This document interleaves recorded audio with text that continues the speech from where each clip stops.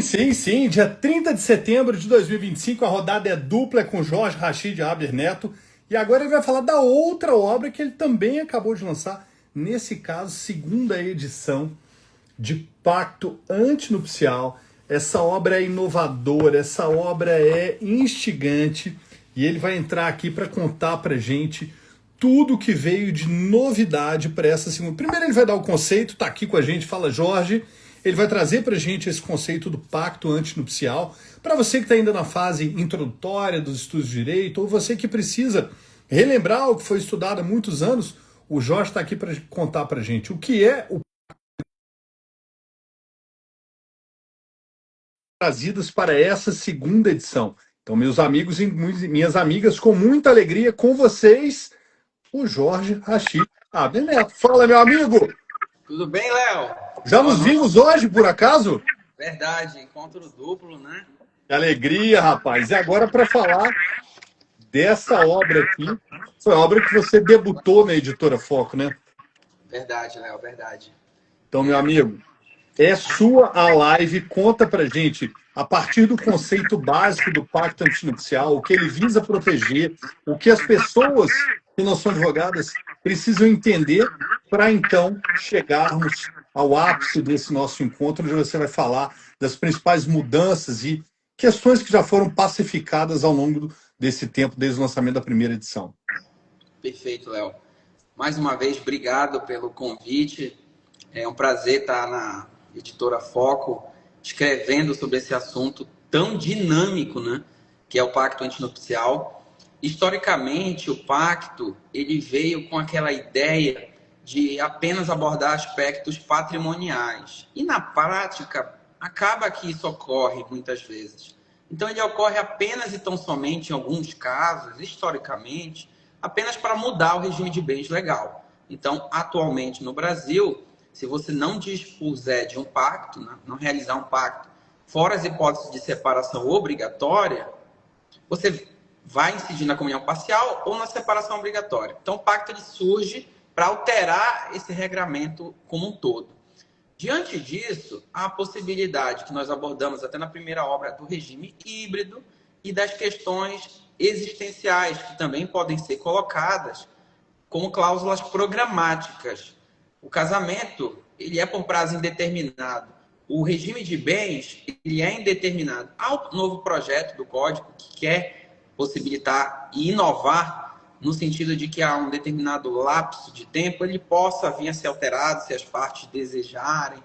Então, esse assunto ele é muito dinâmico e polêmico, sem dúvida. Então, a gente fala dele hoje, mas daqui a 1, 2 anos já é uma outra história. E por conta disso, desde a primeira edição até agora, a gente vem acompanhando essa forte evolução. Então, antes não havia regramento algum, por exemplo, na união estável. E hoje já tem resolução do CNJ que permite realizar extrajudicialmente, direto até no registro civil das pessoas naturais. Mas o tabelião de notas, ele é o profissional responsável pela captação perfeita da vontade de forma imparcial e entabular aquele negócio jurídico, aquele pacto, que pode ter cláusulas de ordem pública ou cláusulas eminentemente privadas, peculiares daquele caso. Na primeira obra, desde a primeira edição, a gente já enfrentou a questão da multa de traição, por exemplo, que há decisões que já admitem com multa pecuniária. A escritura pública de pacto é um título executivo extrajudicial que pode já ingressar com ação de execução direto para o cumprimento Eu daquele não lembrava disso, Jorge. é Que escritura loucura. pública, né? Então, ele já pode ingressar direto para executar a multa. A grande polêmica sempre é, Léo, o que caracteriza a infidelidade? Então, a infidelidade é um conceito indeterminado, e quanto melhor ficar caracterizado, melhor vai ser aperfeiçoada aquela cláusula. Então, uma traição, uma condição carnal, ok. Já está bem claro que isso é uma infidelidade. Agora, curtir uma foto no Instagram, será que é uma infidelidade? Mandar mensagem, será que é uma infidelidade? Então, o pacto ele precisa ser bem redigido para que possa eventualmente incidir aquela multa. Suponhamos que o casal nem queira separar e queira só aquele valor pecuniário no regime de uma separação obrigatória. A sociedade de hoje ela é muito líquida, dinâmica, e esses desafios o direito precisa acompanhar para melhor estipular. Por exemplo, na primeira edição nós até colocamos que naquele momento não havia pronunciamento do Supremo Tribunal Federal sobre a possibilidade dos maiores de 70 anos fazerem um pacto antinupcial. Eles se submetiam à separação obrigatória, necessariamente, e pronto. Qual o efeito prático disso, Léo? É que nenhum herda do outro na separação obrigatória. Ou seja, eles podem fazer um pacto por mais de 70 anos, mudando não só o regime de bens, mas independentemente desse regime, ele já vai transformar o cônjuge em um herdeiro nos bens particulares. Um tema, assim, incrível a partir da decisão do Supremo Tribunal Federal. Além disso, a súmula 655 do STJ, que agora acompanhada pelo Conselho Superior da Magistratura do Estado de São Paulo, dispõe que aquele que é casado na separação obrigatória não presume mais o esforço comum. Ele tem que ser provado. Isso, há um tempo atrás, era presumido pela súmula 377 do STF. Então, houve uma grande mudança também, desde a primeira edição para agora. Esses temas eles não estavam lá e agora eles se encontram nessa nova obra. Além disso, talvez o tema mais palpitante é a possibilidade ou não da renúncia de herança no pacto antinupcial, que o Conselho Superior da Magistratura do Estado de São Paulo também teve a felicidade de enfrentar e assim decidir que era possível registrar essa escritura de pacto no livro 3, registro auxiliado do último domicílio do casal, sem adentrar no mérito dessa questão de nulidade ou não do pacta corvina. Primeiro porque nós até abordamos na obra.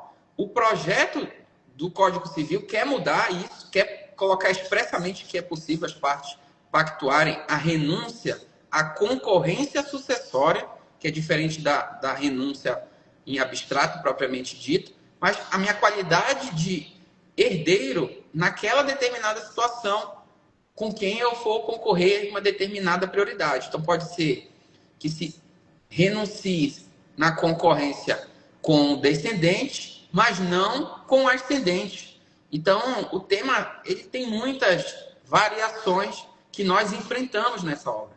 Além disso, há a inclusão no final do modelo prático de escritura pública com a renúncia de herança, que é um tema muito palpitante. Em muitos casos, o advogado ele não é obrigado a participar. Mas devido à complexidade do tema, em muitos casos, o próprio advogado vem com a ideia e ele acaba fazendo esse assessoramento também, essa diligência, embora facultativamente pelas partes. Já tive a oportunidade de lavrar essas escrituras, também não é uma questão meramente teórica, é um tema que surge e chega no balcão do cartório e a preocupação é justamente essa. A principal polêmica é a separação obrigatória. Então, até a partir do feedback dos leitores, que eu agradeço, é muito importante, a maior dúvida, Léo, é o regime da separação obrigatória. A questão sucessória, a questão ou não do esforço comum. Então, se você lê a obra de 2023, até que teve o cuidado, né, de ver essas modificações substanciais para não fazer nada apressado em 2024, e em 2025 já fazer um tema bem mais sedimentado, atualizado, concreto, porque chegou uma época que a cada momento, a cada 15 dias, um mês, mudava e a coisa ia ali variando. Então, a gente teve o cuidado de esperar, dar uma mínima amadurecida no tema para poder, de forma didática, explicar isso na obra. Além disso, sobre o regime de bens, a resolução 155 de 2012 do CNJ, que estipulou a questão da aplicação de regime de bens para estrangeiros, que era uma omissão anterior e já está atualizado também na obra. Então, veja quanta coisa. Eu até vi a edição anterior e essa, ela deu uma boa engordada, né, Léo? Em torno aí de 50 páginas nós aumentamos a obra. Foi uma mera atualização, mas assim, com um forte conteúdo novo que vem a agregar o leitor, que não só adquiriu a primeira edição, mas que agora vai estar encontrando um tema mais atualizado e também mais refinado do que já foi. A gente sempre busca acompanhar a linha da jurisprudência e das decisões administrativas do Estado de São Paulo, em especial, que é o norte para o Brasil inteiro. Então, eu tive um feedback muito legal dessa obra por vários colegas e leitores, e fica aqui, de novo, à disposição do mercado, uma obra voltada para a atividade notarial e registral. Porque muitas vezes eu via os advogados e os amigos comentando: nossa, eu já tinha lido bastante coisa sobre pacto, mas muito no aspecto do direito civil, né? Só a questão do regime de bens, e numa obra específica, quantos princípios, a possibilidade de se resgatar essa escritura, de conservar ela de forma perene no cartório. E se eu não levar esse pacto para casar, como é que vai aplicar o meu regime de bens? E se eu fizer um pacto num cartório e o outro eu fizer com outro? E se eu viver a união estável a partir do pacto? O STJ enfrentou todas essas questões, a gente foi colocando no tópico, explicando da importância. Então é necessário fazer um distrato desse pacto, mesmo sem um casamento, senão ele vai ser aplicado na união estável que se seguir. Olha que interessante. Então a pessoa fez um pacto, não levou, não casou, continuou convivendo em união estável, há uma conversão desse regime para aplicação naquela união estável que seguiu de forma informal. Então, assim, é um tema muito dinâmico, prazeroso, gostoso de falar. Sempre que eu palestro sobre esse assunto, há diversas dúvidas. É um tema realmente muito estimulante, Léo. É um prazer estar aqui e abordar sobre ele. Ô Jorge, e tem um perfil da obra que você pouco destacou e que eu quero começar fazendo aqui esse resgate pelo prefácio do Ricardo Castilho. Foi seu orientador, né, se eu não estou enganado, ou seu Isso. professor também. E Ricardo, fundador da EPB, ele traz a seguinte, ele começa assim a obra, o prefácio dele. O filósofo pessimista Arthur Schopenhauer costumava dizer que, abre aspas, casar-se significa duplicar as suas obrigações e reduzir à metade os seus direitos. Uma posição cínica de quem viveu entre os séculos XVIII e XIX. Teria alguma razão o alemão nascido em Glanz, Polônia, que à época pertencia ao reino germânico? E ele continua. No Brasil, 49% dos divórcios ocorrem em casamentos que duram menos de 10 anos. Cara, isso é um dado que obviamente, reflete e repensa a segurança e a projeção que os Nubanks fazem para a vida a dois, né, Jorge? E ele continua. Como um verdadeiro manual de procedimentos para operadores do direito, esse trabalho aborda questões importantes, como a mutabilidade justificada do regime de bens, sempre mostrando os procedimentos protetivos de direitos. Ou seja, é uma ideia que, por mais que ela tenha sido bem construída por aqueles que vão casar, ela pode mudar. As pessoas mudam. E os documentos que passam a acompanhá-las precisam refletir justamente essa mudança. Você bem disse, o que é uma traição? Eu já ouvi de uma palestra de uma autora nossa que ela disse: eu considero que se meu marido der um like na foto de alguma pessoa, ele estará me traindo. Então, assim, é muito relativo, né, Jorge? Essas questões são muito sensíveis. Perfeito, Léo. Veja só, no Código Civil de 16 tinha o princípio da imutabilidade do regime de bens e o casamento era indissolúvel, né? A gente não pode dizer que ele é um casamento melhor ou pior, mas ele era indissolúvel. Hoje é possível uma mutabilidade justificada com alvará judicial para verificar se não tem um potencial prejuízo a terceiro, manifestação do Ministério Público em um procedimento de jurisdição voluntária, publicação de editais pelo prazo de 30 dias, veja, um prazo maior do que o próprio proclamas do casamento. Então, em vez do legislador desburocratizar, ele ainda aumentou. Então tá, pode alterar, mas vamos ampliar esse aspecto de... E a nossa ideia é que no futuro, se eu posso divorciar de forma imotivada e casar no outro dia, porque a pessoa não pode fazer uma alteração de regime de bens de forma ex nunc, dali daquela alteração apenas e diante, resguardado o interesse de credores. Então a gente também põe e defende o princípio da mutabilidade injustificada, que muito provavelmente virá no Código Civil, no novo Código Civil, justamente por tudo que você bem falou, Léo. Se a gente modifica, se o ser humano se modifica, porque eu não posso modificar o meu regramento patrimonial e extrapatrimonial? O casamento, a comunhão do casamento, ela pode alterar no decorrer da vida, e esse diálogo, primeiro começa um pouco da educação, da possibilidade do diálogo, de conversar temas preliminares. Que há uma dificuldade de se tratar sobre aspecto patrimonial e extra patrimonial antes do casamento. E a partir dos problemas começam a surgir a desconfiança sobre determinado assunto e pode desencadear, infelizmente, nesse número elevado de divórcios que nós temos aí no Brasil e no mundo como um todo. Então, o regime de bens, certamente, por via do pacto pós-nupcial, que muito se fala, que é uma outra polêmica. O juiz ele dá um alvará, no CPC está assim, Léo, que o juiz considerar um alvará judicial. O que é um alvará? É uma autorização, não é um mandado. Então, a rigor, se o pacto ele é patrimonial e extrapatrimonial, e as partes vão pedir uma autorização, um alvará, o juiz ele não vai expedir um mandado de alteração do regime de bens, mas é o que muitas vezes ocorre na prática.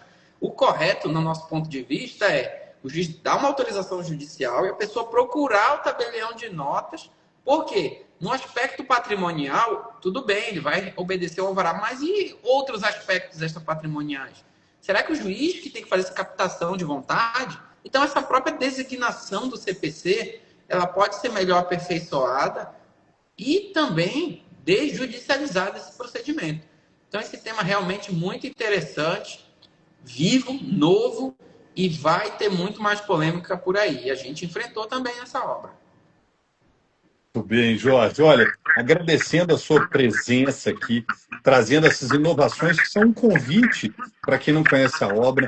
Eu relembro aqui que pode ir lá no site da FOC gratuitamente baixar a degustação, conhecer as primeiras páginas de cada um dos capítulos, onde você muito bem, de forma fluida e leve, escreve.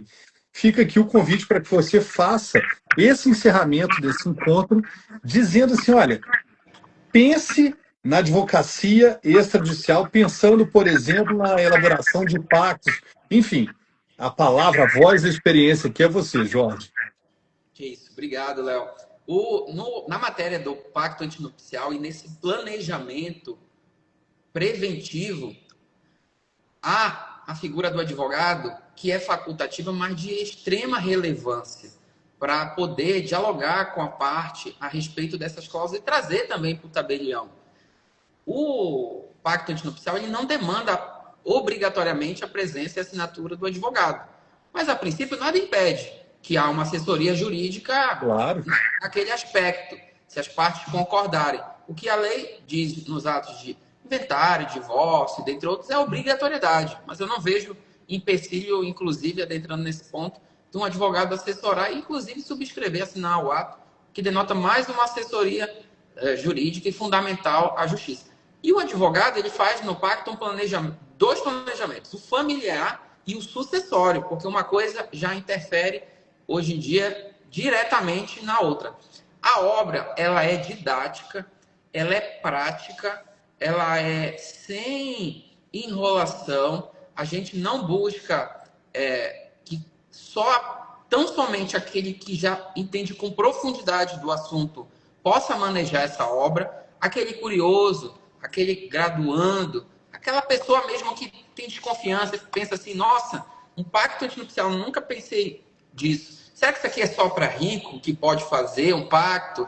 Será que eu não tenho a possibilidade de escolher? Eu ouço falar que uma pessoa rica, de uma família X, acaba que tem um pacto antinupcial, normalmente para a separação convencional de bens. Mas será que é só isso que eu não tenho essa oportunidade? Então ela vai manuseando a obra, ela vai vendo que aquilo se aplica na vida dela. Que nós temos aqui até na introdução a questão do namoro simples, do namoro qualificado, que no namoro não há meiação nem herança. Em seguida ele evolui para uma potencial união estável. Ali há uma meiação, um regime de bens a ser aplicado, mesmo que as partes não queiram. Está morando junto, tem filho, não documentou, o direito está abraçando aquela relação jurídica. E aqueles ainda que têm a devida maturidade jurídica e social e educacional, que vão lavrar o pacto e regrar o casamento, se assim eles desejarem. Mas nada impede da gente também pegar esses princípios, Léo, e aplicar numa união estável, formalizada por advogado, e explicar detalhadamente como será o regime de bens naquela relação informal, se assim as partes desejarem. Porque no direito de família, dentro dos limites da ordem pública, obviamente, a autonomia privada é, como regra, o que impera, obedecido aos bons costumes, a monogamia do direito brasileiro, conforme decisão do Supremo Tribunal Federal, e sem que haja uma desigualdade ou excessiva onerosidade de deveres para um em detrimento do outro. Há de se ter uma razoabilidade.